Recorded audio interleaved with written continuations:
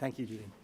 So, Dr. Chen Yidan, Emeritus Vice Chancellor, the organizers from Jesus College, ladies and gentlemen, it's a pleasure to be here. It's been a fantastic conference, great speeches by Larry and Anat, and I'm in great company.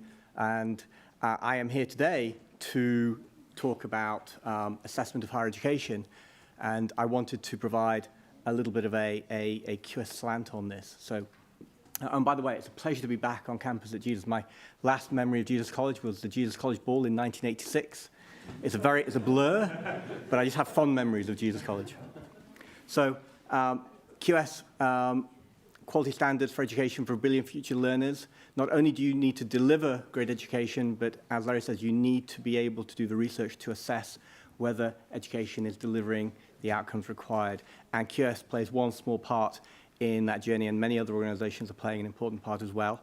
And today, although QS looks at different aspects, I want to focus on assessment of higher education from an employer and employability perspective, because it's particularly relevant to the WEFI report. I took 3 key messages for me from the WEFI report which align with our research, which is, one is education needs to do better in terms of developing 21st century skills. The second is that education needs to do better in terms of delivering lifelong learning, not just point-in-time learning. And the third is that education really has to commit to languages and to international study experience if you're going to be a passport to global citizens. And those are all 3 things that will come out in this discussion. So why do I do this? Why does QS do this? We're a mission-led organization. Our mission since 1990, when I graduated from Wharton, has remained the same: to enable motivated people around the world to fulfill their potential through educational achievement, international mobility, and career development. This mission drives everything that QS does and is remarkably aligned with the work of the WEFI report. So I think there's a real common interest here. And why is it important now? When you look at the unemployment rates amongst graduates in China, even in Italy and Spain, you know, my cultural heritage is Italy, 20% graduate unemployment is unacceptable. In the US, 40% of college graduates drop out of their original course. Some go back in, but 40% actually drop out, leaving them with debt, college debt, that they cannot then fulfill through graduate level jobs. So there are some fundamental mismatches in student choices and the delivery of education currently.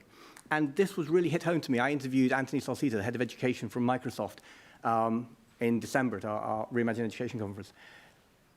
What Anthony said was, on current trends, by 2030, there's going to be a fundamental crisis in the output, graduate output from higher education compared to the needs of global industry.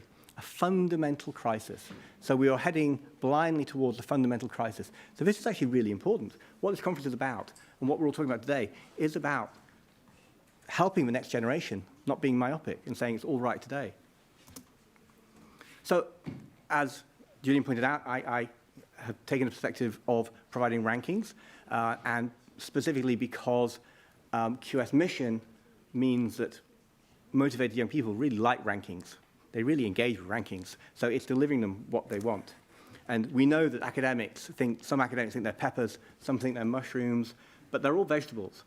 And I love the quote from Umberto Eco where he says, the list is the origin of a culture. You need to make the incomprehensible comprehensible through lists. Rankings serve that purpose. They have their flaws, they have their limitations, but they provide useful insight.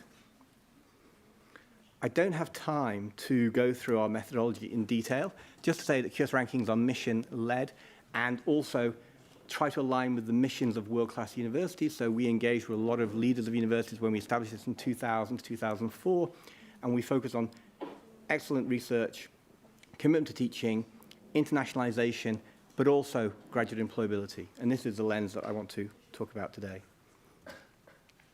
So some of our innovations.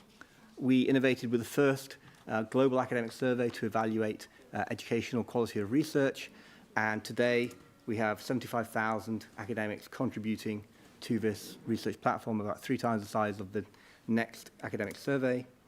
We innovated with the Global Employer Survey, which again asks employers, engaged with employers, to actually ask their opinion on multiple levels about which universities and programs are producing the most employable graduates. And all the leading consulting firms, investment banks, technology companies engage 47,000 employers contributed to our latest survey round, so the largest survey of its kind globally. And the results, so I'm sorry, Cambridge. I actually presented at my old college, Fitzwilliam, in 2014. At the time, Cambridge was actually top, and the master of the college said, "Nunzio, your college is proud of you." I'm not sure you said that to me today. But the reality is that the top 10 have been remarkably stable over a period of time. They're just moving between them, and there is intense competition. There is intense competition.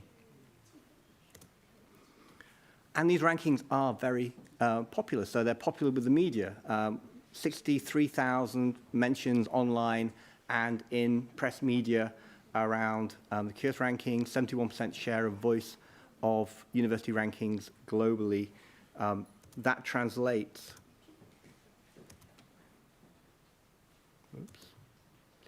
that translates to 70 million people come and view our rankings on our websites, and that relates to 25 million view our competitor Science Higher Education.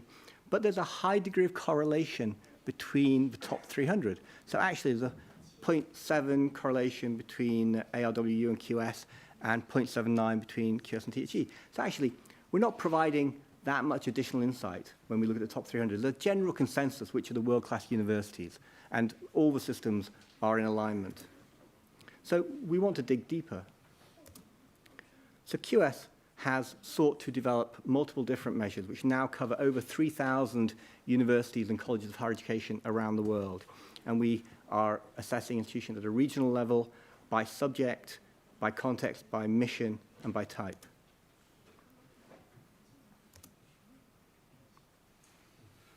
Oops, is it coming? And for this purpose, I want to focus on the mission-led systems evaluation, which are focusing on employability, the Reimagine Education Awards, which also have a strong employability focus, and QS Stars. So we've developed a number of employability-specific evaluations. We have new employability-led program rankings, which are looking at, there's a big focus on business and management, but it's also extending to other subject areas. And we combine our employer survey iterations, so employers can evaluate for each program area that they recruit with alumni outcome-based measures. So this is looking at hundreds of thousands of alumni from leading programs and actually looking at where they are publicly published as CEOs of leading companies, partners in consulting firms or law firms, professors, emeritus professors, professors at leading universities, or even leaders of NGOs, of which we have people present as well. So we've compiled hundreds of thousands of these alumni to track them back to their parent university, but also their parent program. And then we look at measures like return on investment, thought leadership, and diversity to provide a holistic view at a program level of which institutions are producing the most employable graduates. And we think it's providing a lens which is useful. And, sorry, it's been cut off. In March, we're going to be publishing some new career outcome-based rankings. The first rankings actually look at which programs are specifically attractive to consulting firms or to the financial services industry or the global technology companies. And we know that the students around the world are interested in this kind of information, this kind of insight. But we have additional data, so we want to dig even deeper. So one of the benefits of our global employer survey is we don't just ask them their opinion on graduate employability, we ask for deeper insights into what their needs are, what their challenges are, and particularly the graduate skills gap. This is an older slide that just emphasizes the point that character traits and soft skills are as important as specialist knowledge that's gleaned during a university career. And the data we hold, and this is a couple of years old, so we've actually got a new thought leadership report that publishes this. We can see by country or by region the graduate skills gap, comparing satisfaction and importance amongst a range of skills. And we see, for example, that Asia has a wider graduate skills gap than North America. And we can track this over time. So we'll see that over a decade, North America has actually been narrowing its graduate skills gap. So it's obviously doing some things to reduce that gap. And this can be broken down by country as well. So in Germany, technical skills are more important than interpersonal skills. Only country in the world. So we also ask for qualitative feedback, and in fact, the qualitative feedback aligns very well with some of the points I made in the WIFI report. Employers qualitatively are saying fostering soft skills and character and resilience are really important to them. They're saying that curricular design of employer input is really nice. They're saying that new programs developing 21st century skills are needed, and they're also in favor of lifelong learning. So a lot of the points that came out from the WIFI report are reinforced in our research. And again, this is a very simple slide. We have an international student survey, 160,000 international students, and this is just to corroborate that we're measuring the right things in our rankings. And in fact, employer reputation, academic reputation, all matter, diversity matters. But teaching quality is really important to students. They really care about teaching quality. And we know, QS knows, we don't do a good job of measuring teaching quality through our rankings. It is extremely difficult to evaluate. We've had some fantastic discussions today about how you evaluate teaching. So this is one of the reasons why we established peer-judged awards, specifically so we could provide a deeper lens on teaching quality and also to get a handle on all the innovation that is happening in the field of global education, because we are absolutely going through a revolution in education. Yeah, it may not have come to Cambridge yet, but it is absolutely happening. There is a revolution in global education.